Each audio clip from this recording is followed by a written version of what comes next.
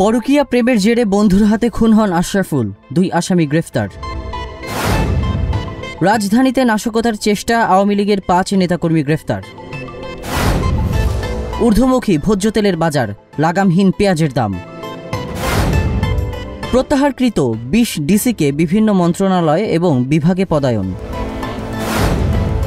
বিচারকের ছেলে খুন, গ্রেফতার লিমন, চাকরি হারানোর পর নেশাগ্রস্ত হয়ে পড়েন।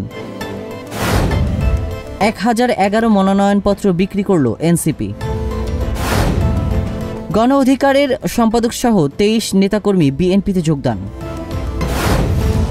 তাইওয়ানকে $33 কোটি অস্ত্র দেবে যুক্তরাষ্ট্র। জম্মু কাশ্মীরে থানায় বিস্ফোরণে নিহত 7, আহত 27। মেসি মার্টিনেজের গোলে জয়ে বছর শেষ করল আর্জেন্টিনা।